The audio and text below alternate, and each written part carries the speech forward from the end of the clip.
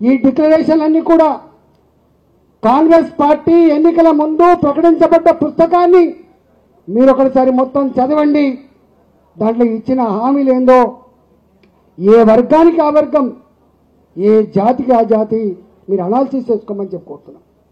ఇవాళ ఇక్కడ కేవలం 42% మాత్రమే కాదు, బీసీ పిల్లలు ఎవరైతే చదువుకుంటున్నారో ఆ చదువుకునే పిల్లలకి ప్రొఫెషనల్ కోర్సులలో, ఇంజనీరింగ్ కోర్సులలో 3 లక్షల ఆదాయం లోపు కనుక ఉంటే పూర్తి ఫీ రియంబర్స్మెంట్ ప్రభుత్వమే చెల్లిస్తుందని చెప్పి హామీ ఇచ్చిండు బీసీ కుటుంబాల్లో పుట్టి పెరిగిన పిల్లలకి. కానీ ఇచ్చిండా మరి? ఇవ్వకపోగా ఆనాటి ప్రభుత్వం పెట్టిన 3 సంవత్సరాల బకాయిలు ఈ ప్రభుత్వం వచ్చిన తర్వాత 20 నెలలుగా 1 రూపాయి కూడా ఇవ్వకపోతే, 1 రూపాయి కూడా పాత పద్ధతిలో ఫీ రియంబర్స్మెంట్ చేయకపోతే ఇవాళ తల్లిదండ్రులు అప్పో సప్పో చేసి డబ్బులు కడితే తప్ప సర్టిఫికెట్ లేని మాట వాస్తవా కాదా? రేవంత్ రెడ్డి సమాధానం చెప్పని కోరుతున్నా. ఇవాళ నువ్వు కొత్త హామీ దేవుడు ఎరుగు, 3 లక్షల రూపాయల లోపున్న పిల్లలకు ఫీజు రియంబర్స్మెంట్ దేవుడు ఎరుగు. కానీ పాత పద్ధతులలో బకాయిలు చెల్లించమని చెప్పి భారతీయ జనతా పార్టీ డిమాండ్ చేస్తూ ఉంది. లేకపోతే నీ భర్తం పడ్డానికి సిద్ధంగా ఉందని చెప్పి హెచ్చరిస్తూ ఉన్నాం. ఇవాళ ఇదే బీసీలకు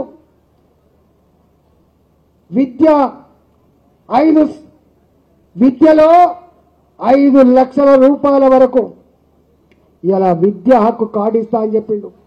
ఇచ్చిండా ఒక్క విద్యార్థికైనా? ఇవాళ బీసీలలో చదువుకున్న నిరుద్యోగ యువతకి ఏనాని ఇచ్చిండు? 10 లక్షల వరకు వాళ్ళ కాళ్ళ మీద వాళ్ళు నిలబడి బతకడానికి ఆర్థిక పరిపుష్టి కల్పిస్తా, ఒక సింగిల్ పైసా వడ్డీ లేకుండా ఆ సౌకర్యం కల్పిస్తా అని చెప్పినావు రేవంత్ రెడ్డి. ఎన్ని లక్షల మంది బీసీ నిరుద్యోగ యువతకి ఇవాళ నువ్వు రుణాలు ఇచ్చినవో లెక్క చెప్పగలిగే దమ్ము నీకుందా అని చెప్పి బీసీ విద్యార్థులుగా, బీసీ నిరుద్యోగ యువతగా ప్రశ్నిస్తున్నమాట వాస్తవం కాదని చెప్పగలుగుతున్నాం. ఇవాళ సొసైటీలు ఉన్నాయి, కల్లుగీత సొసైటీ కావచ్చు, అది మత్స్యకారుల సొసైటీ కావచ్చు, అది రజక ఫెడరేషన్ కావచ్చు. మీరు ఏం చెప్పిండ్రు? ప్రతి సొసైటీకి 15 లక్షల రూపాయలు చొప్పున బీసీలకు ఇస్తారన్నమాట వాస్తవం కాదా? ఇవాళ చేనేత వృత్తికి, నా గీత కార్మికులకి, 50 సంవత్సరాల పైబడి ఉన్న వాళ్లకు ఇవాళ ఎట్లయితే పెన్షన్ ఇస్తున్నావో అన్ని కులాలలో వాళ్ళకు రజకులు కావచ్చు, నాయి బ్రాహ్మణులు కావచ్చు, విశ్వకర్మలు కావచ్చు, వాళ్ళు ఫిషర్మెన్స్ కావచ్చు, ఎవరైనా కావచ్చు, వాళ్ళకు కూడా 50 సంవత్సరాల పైబడి ఉన్న వాళ్ళకి, చేతి వృత్తులలో నిమగ్నమైన వాళ్ళకి పెన్షన్ ఇస్తా అన్నమాట వాస్తవం కాదా రేవంత్ రెడ్డి? ఇచ్చిండా ఎవరికన్నా? గిది నీ వాలకం. ఎన్ని హామీలున్నాయి? 2000 రూపాయల పెన్షన్ 4000 పెంచుతా అని చెప్పినావు. 4000 ఉన్న ఐడి కార్డు పెన్షన్ 6000 ఇస్తా అని చెప్పినావు. నా తెలంగాణ ఆడబిడ్డలకి ఏమిస్తా అని చెప్పినావు? నెలకు 2500 రూపాయలు బ్యాంకులలో పెన్షన్ గా ఉద్యోగులకు ఎట్లయితే ఫస్ట్ వీక్ లో పడతాయో అట్లా పడతాయని చెప్పినావు. కానీ ఇచ్చినవాను?